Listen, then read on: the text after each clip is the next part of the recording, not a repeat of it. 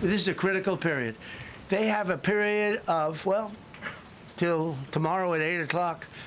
I gave them an extension. They asked for an extension of 7 days. 10 days is up actually today, so I gave them 11, I guess, indirectly.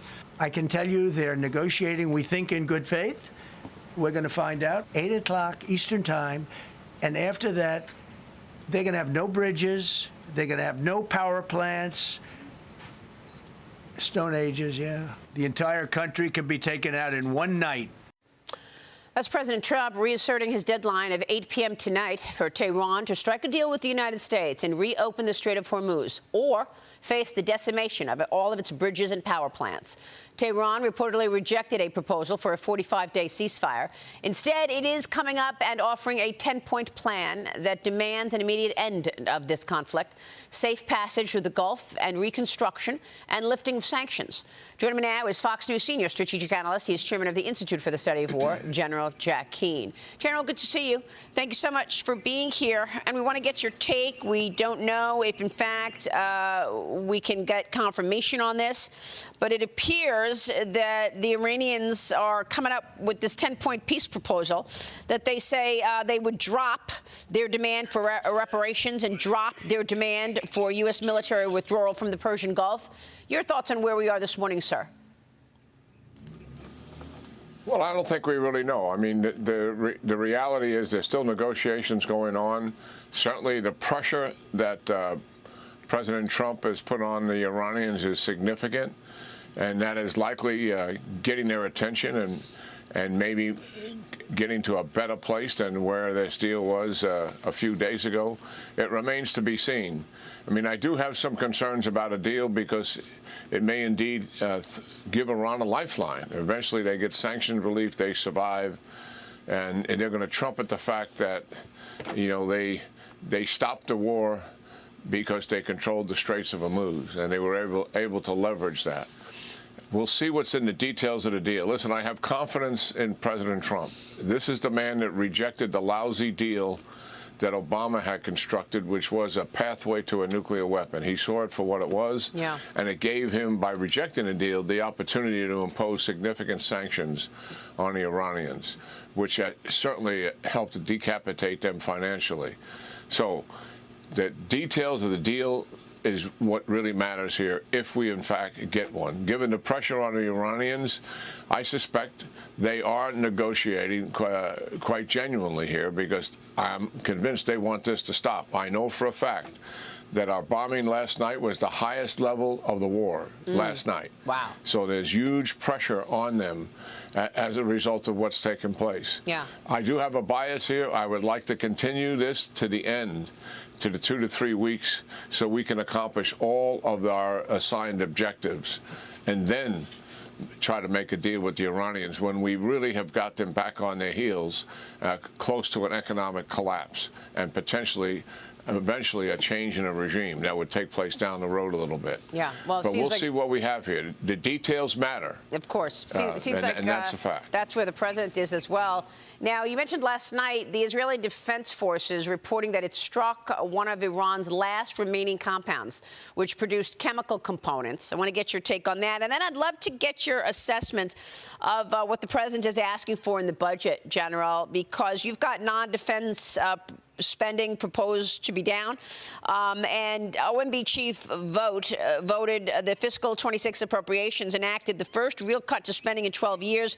He said this new budget would mean Golden Dome, troop pay raise, space, maritime dominance, shipbuilding, critical munitions, combat medicine, F-47 Homeland Security nuclear programs, unmanned and counter-drone systems, and artificial intelligence. With your knowledge of really what's needed, sir, what is your take on what the president is asking for in this defense budget? Well, the president and his team really have done some good work here.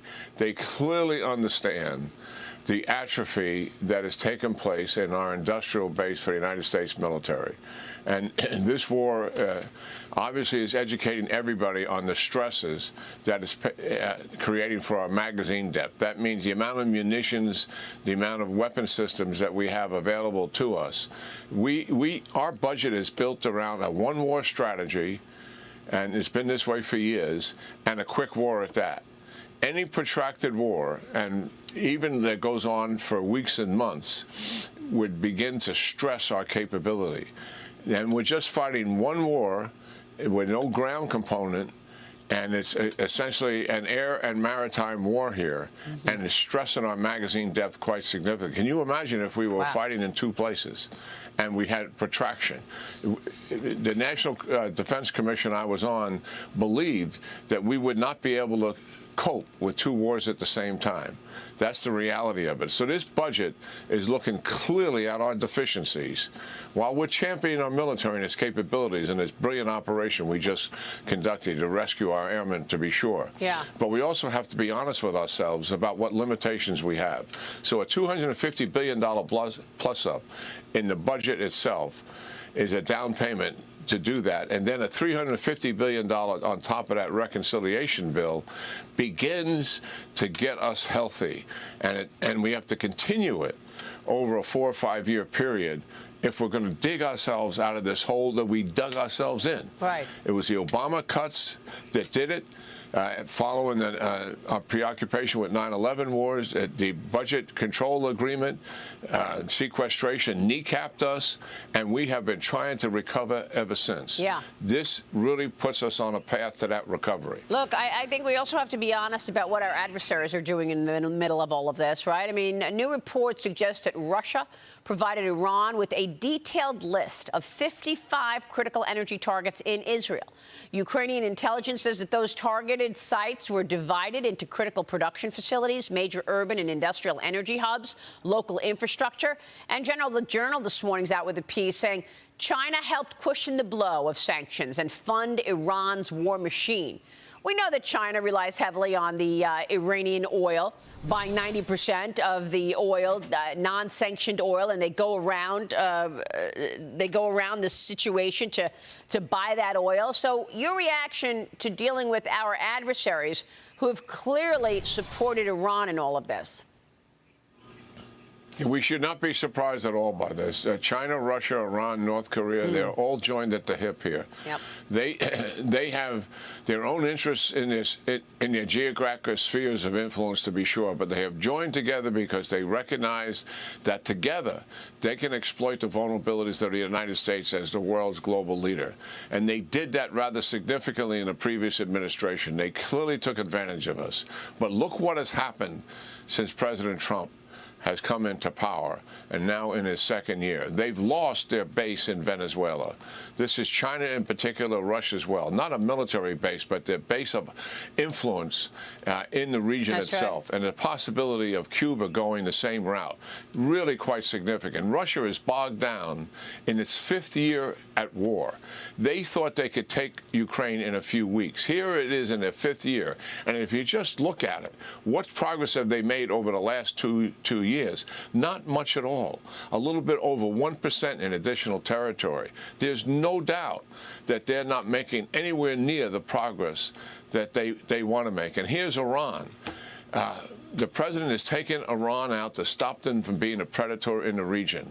They don't want to lose this footprint in the Middle East. What they see is the regime in Iran getting in so much trouble, not just militarily, but economically, that it will collapse. And they will lose this foothold that they have. Yeah. That's what this is all about here. They're going to the UN to try to get resolutions here to stop the war. Okay. They want to stop the war because they're afraid they're going to lose their ally and partner here. And yes, they are all in to help Iran for sure, as you just enumerated. Yeah. Do you think that the president is going to extend this deadline tonight, or do you think 8 o'clock comes and goes and the president said he could take out all of Iran in a matter of 4 hours? What do you think happens tonight, General, real quick? Well, we don't have a deal until we do. And you know, the pressure is on, and it could be the last minute. Things reverse and there is a deal. Okay. And as I said, we got to see the details of it. The president, if he extends it, would only do that because they're close to having something and they just need a little bit more negotiating time. Other than that, I think he keeps a foot to the metal here and keeps driving. If he says, one thing we know about this president, if he says he's going to do something, he has a tendency to do it. That's so absolutely let's right. believe what he's going to do, and I think the Iranians believe it. Yeah, for sure. General, always a pleasure. Thanks so much, sir. Yeah, great talking, Maria. Thank you. And to you, General Jack Keane. Stay with us. We'll be right back.